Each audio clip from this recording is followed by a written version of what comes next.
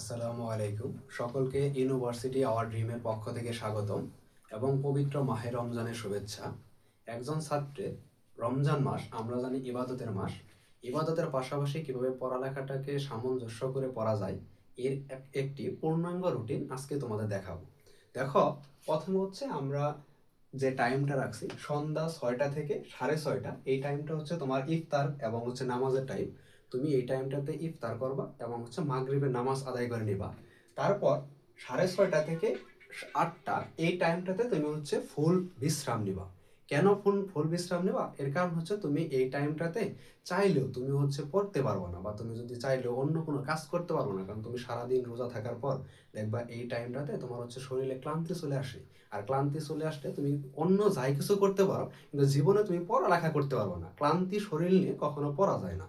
যার কারণে হচ্ছে তুমি কি করবা, এই টাইমটাতে তুমি ফুল একদম বিশ্রাম নিবা, তোমাকে কোনো পড়ালেখার দরকার নেই। দেখো, পড়ালেখার মানে হচ্ছে এই রুটিন ফলো করলে তুমি মিনিমাম হচ্ছে 7 থেকে 9 ঘন্টা তুমি ইজিলি পড়তে পারবা। একটু শুধু দেখো, তাহলে বুঝতে পারবা। দেখো, তারপর হচ্ছে 8টা থেকে 10টা, এই টাইমটা তুমি তারাবির নামাজ এবং হচ্ছে খাওয়া দাওয়া করে নিবা। দেখো, 8টা থেকে 10টা এই টাইমটাতে তুমি হচ্ছে তারাবি নামাজ পড়বা। নামাজ পড়ে রাতের খাবার খাওয়া, খাবার খাওয়ার পর তুমি হচ্ছে বাসায় আসার পর দেখো, এই যে 10টা থেকে 12টা, এই 2 ঘন্টা টাইম তুমি হচ্ছে পড়ালেখা বের করবা। দেখো, তুমি তো হচ্ছে তারাবি পড়ার পরে তুমি যদি চিন্তা করো এখন আমাকে শরীরে রেস্ট প্রয়োজন, তাহলে কিন্তু সমস্যা। তারাবি পড়ার পর তোমার হচ্ছে আর কখনো বিশ্রাম নেওয়া যাবে না। তুমি তারাবি পড়ে আসার খাওয়ার পর তুমি হচ্ছে পড়া শুরু করবা। 10টা থেকে 12টা পর্যন্ত এই 2 ঘন্টা তুমি টানা পড়বা। 10টা থেকে 12টা পর্যন্ত তুমি টানা পড়লে দেখবা আবার তোমার শরীরে একটা ক্লান্তি চলে আসছে, এবং ক্লান্ত শরীর নিয়ে দেখবা হচ্ছে তোমার ঘুম ঘুম ভাব চলে আসবে। তখন তুমি কি করবা? তখন হচ্ছে তুমি ঘুমিয়ে পড়বা। কয়টায় ঘুমাবা? 12টায়। 12টায় ঘুমায়, 12টা থেকে তুমি একটানা 4টা পর্যন্ত ঘুমাবা। কত ঘন্টা ভাই? একটানা হচ্ছে 4 ঘন্টা। তুমি এই 4 ঘন্টা টাইম তুমি শুধু ঘুমের পিছনে ব্যয় করবা। এখানে হচ্ছে তুমি দয়া করে কেউ ফোন টিপবা না। ফোন চালানো ছাড়া তুমি হচ্ছে 12টা থেকে 4টা একদম ঘুম, ডিরেক্ট ঘুম দিবা। তারপর হচ্ছে 4টা থেকে 6টা, এই টাইমটাতে তুমি হচ্ছে সেহরির জন্য উঠবা এবং হচ্ছে ফজরের নামাজ পড়ে নিবা। এখন দেখো, আমরা জানি হচ্ছে ফজরের নামাজ পড়ার পর সবারই আমাদের শরীরে হচ্ছে আবার ক্লান্তি ক্লান্তি একটা ভাব চলে আসে, ক্লান্ত লাগে খাওয়ার পর, যেহেতু হচ্ছে খাওয়া একটা কাজ।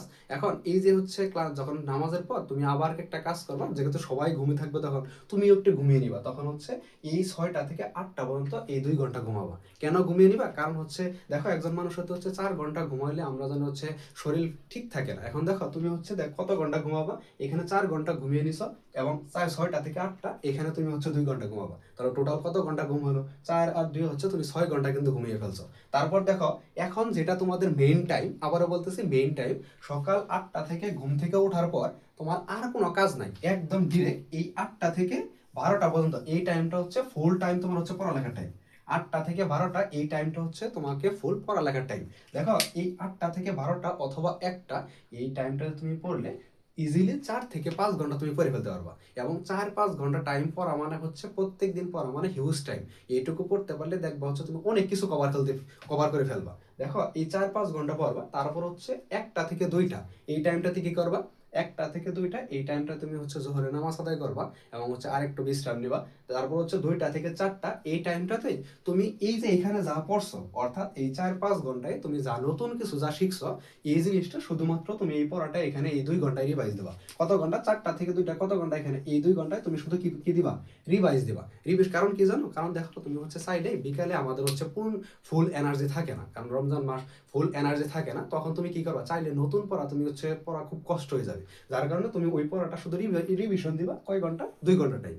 তারপর হচ্ছে তোমার 4টা থেকে 6টা এই টাইমটাতে আসরে নামাজ আদায় করে নিবা, এবং তোমার হচ্ছে ইফতারের জন্য হচ্ছে প্রস্তুতি নিবা, এবং তুমি ঘোরাফেরা করবা। এই টাইমটা তোমার নিজের মতো করে কাটাবা।